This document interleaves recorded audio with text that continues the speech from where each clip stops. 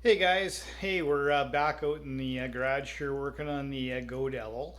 I went and I, uh, I went and I tried actually going and giving this thing a little bit of a start before I completely reassemble it. And before I put the motor on there, it seemed to have good spark and seemed like it was gonna go for me. But at the moment it does not seem to have very good spark at all. So I went and I put my little handy dandy spark tester right in between the spark plug wire and the plug, and gave her a few pulls. And well, I'll show you what that looks like. Okay guys, I've got the lights turned off here so we can actually see what's going on. So I'm going to try to pull this thing over and hold the camera at the same time. And this engine has got really good compression, so it's going to be a little bit of a challenge here. But I'm gonna give her the old college try. Let me see if I can do this. We'll see what happens. Oh yeah, it's not gonna work. Something went wrong.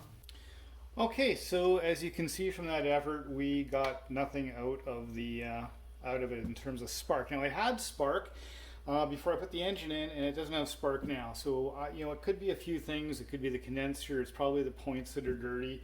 So what we're going to do is we're going to take the shroud off here, and there's actually a little inspection plate in there. We're going to try that first, see if we can clean the points up and possibly gap them if it looks like it's out first. And if that doesn't work, then we'll be taking the flywheel off and look a little bit closer, both at the points and the condenser. But for now, I'm just going to try cleaning the points up, and we're going to see what happens. Okay, guys, so what we're going to do is we're going to start taking the shroud off. So first steps first, like we'll disconnect that bit. We definitely don't need the tester on there anymore. Get this plug wire out of our way, and we'll just start taking things apart. Now, what I'm using here is I'm actually using a Japanese industrial standard JIS screwdriver, and for those that don't know, there are differences between standard North American or United States Phillips head screws, right, and Japanese screws. They're actually constructed differently. I'm not an expert on them, but I can tell you that probably most of us have stripped Phillips head screws repeatedly. When working on Japanese motorcycles, Japanese equipment, it's really important to use proper JIS screwdrivers. And this one here is from Japan. I also have a JIS impact driver with impact bits as well that I use regularly for taking different things off. So if you don't have one of those and you work on, Japanese motorcycles or anything Japanese for that matter, that has what looks like a Phillips head screw but is actually JIS, Japanese Industrial Standard, then you should get one of these things. They're not cheap, but they will save your life, and things will not strip when you use them to the degree. Obviously, you can strip anything, but you won't have the issues that you often have with these sorts of things. So I'm not going to bore you with watching me take all of these screws off. You know what I'm doing? I'm just taking them off, and we'll pull the shroud off. So I'll bring you back once we're there. Okay, guys, so we got all those screws out. All the screws and nuts off. There's actually some that have fastened with nuts, some of them are just screwed in. I'm going to get that off of there. And so now what we need to do is take the cup off. So that's going to be the next bit. Let's make sure I got the right bit here. So that's on there pretty tight. So I'm just going to grab my JIS impact here and a hammer, and we're going to give her a little bit of a whack. So here we go, straight from Japan. Yeah, impact. This thing saved my life a number of times. We're going to get her out here and give this a little bit of a whack.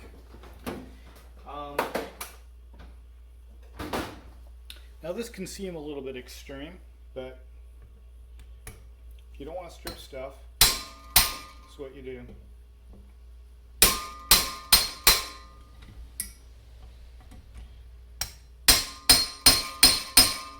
That should have loosened her off enough. Let's find out. Yeah, there we go. Okay. Coming off. So there's 3 of them in here. Let me just show you. So see what we're doing here. We're taking the cup off. So yeah. So okay, I need 2 hands for that. Gotta put you back. Okay. So you can see what I'm doing. Oh, that one might need another hit. That one might need another hit too. Okay.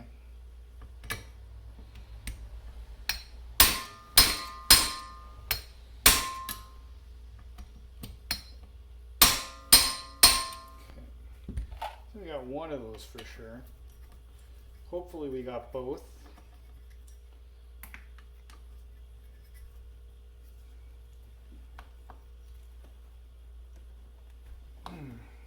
Huh. Okay. Well, we'll see here.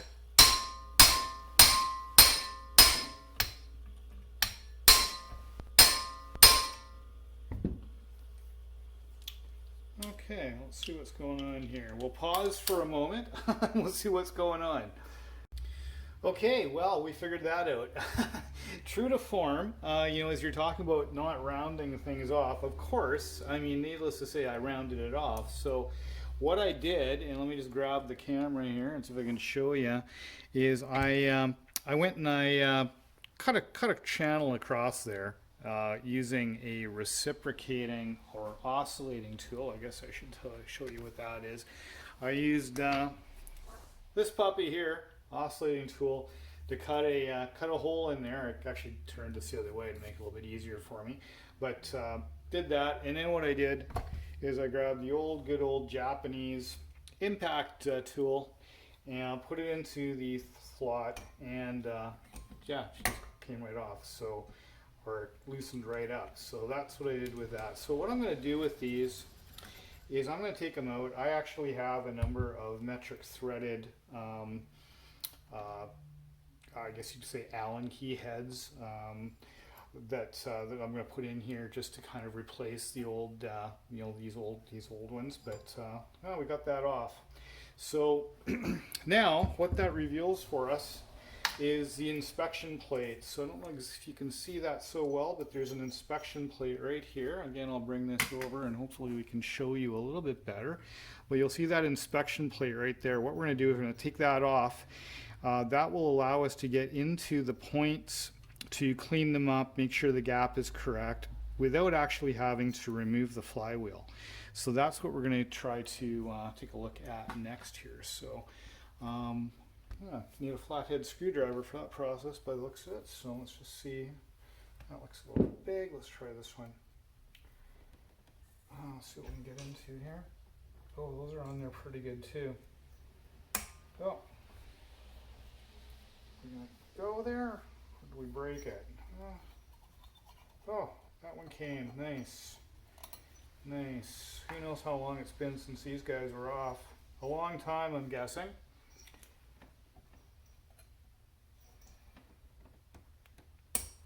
Okay, so that's coming too. Probably wouldn't have been a bad idea to put a little penetrating oil on that first, but I'm impatient. Okay, so what do we got going on in there? Let's have a little look. Okay, so we've got the inspection panel off of the flywheel, so we'll see what we got going on here, and hopefully you guys can see in there. We'll try to do this, hopefully you can see. Just going to turn it around and you can see, oh yeah, that's probably a better shot. So let's turn around and see what you can see here. We want to turn around until we actually can see the points. And there they are. There's the points. And interestingly, the inspection panel, allows you to get them right there at, I guess, is it top dead center? Somebody correct me in the comments. But anyways, points are open. So it allows you to get at them right where they're at their optimum. So now what I'll do is I'll grab a little tool and a little file or something, and we'll see if we can clean those up and see if that makes a difference for our spark. Okay guys, so what I'm doing, and I'm not going to really be able to do this while I'm filming, but just to show you, I've got a very, well, it looks huge in this shot, but a very small piece of very, very fine sandpaper. And what I'm doing is I am just very carefully, going in between the points there. I see I've got it folded over just in between the points, and then you get it in there and then just pull it out, in there and pull it out. The other thing that I like to do is, because these old points, I mean, typically it's just oxidation. You look at those points and physically they're, there's lots of meat on them. There's not much wrong with them. Typically it is oxidation.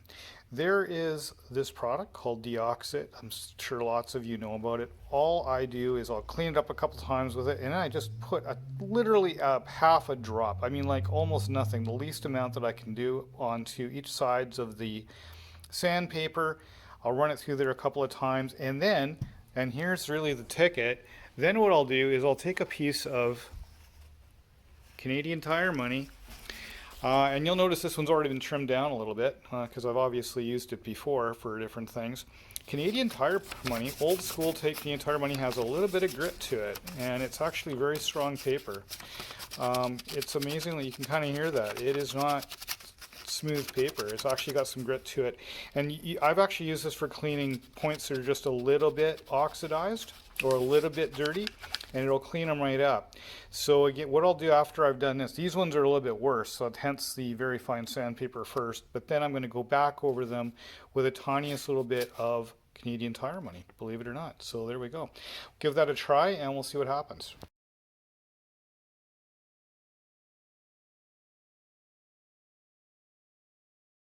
Okay, well, just finishing it up here, cleaning it up, and you can see got the Canadian Tire Money stuck in between the points. And what I've been doing is I'm just, just going and grabbing it and put a little bit of that Deoxit on the end of it. And again, just the tiniest amount, and it's putting it between the points. I'm opening it up, a little bit wider initially with a screwdriver, dropping the paper down there with the Deoxit on both sides, and pulling it out.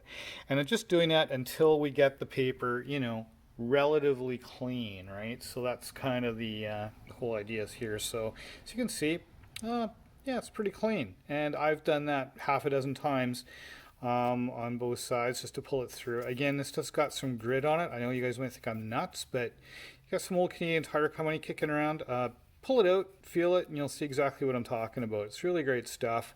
Why just throw it away when, you can still use it? So anyways, I guess this whole suggestion is only relevant if this thing works now. So what we'll do now is we're going to throw her back together, give her a couple of pulls, see if we've made any appreciable difference. If we have, awesome. If we haven't, well, the next step will be to pull the flywheel.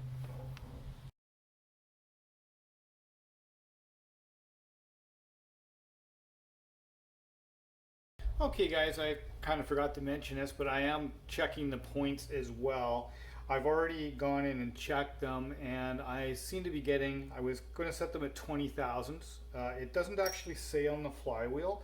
Sometimes these little engines will actually be stamped with the, what it should be. And typically 20,000 is usually the right number. But these ones are a little bit tight at 20,000. I've determined they're at about 18,000. So judgment call here, rightly or wrongly, I've decided I'm going to not touch them at all. I'm just going to leave them as they are and see if we get spark. If we don't get spark, we're going to go into this more deeply, pull the flywheel, and take a look and probably change out the condenser and look at a few more things. Maybe then I'll change it. But because I don't actually know for sure what it is, and we're only like 2 thous off by the looks of it here, I'm just going to leave it and for now and see what happens. So just wanted to kind of clue you in. I'm actually checking the points here at the same time, and we'll see if we get spark.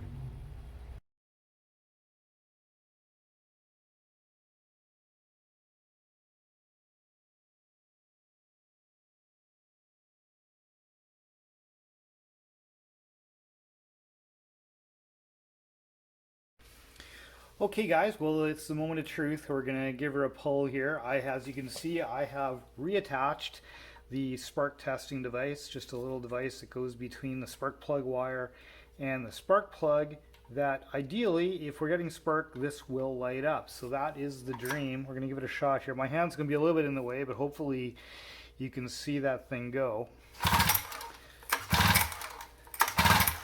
And heck, I don't even need to turn the lights off for you to see that, I'm pretty sure. So hopefully that showed up. But yeah, that is Canadian Tire money, a little deoxit, a little bit of fine sandpaper, and in reverse order. And yeah, that kind of worked. So I'm hopeful that that is going to mean that this engine will run. We will find out.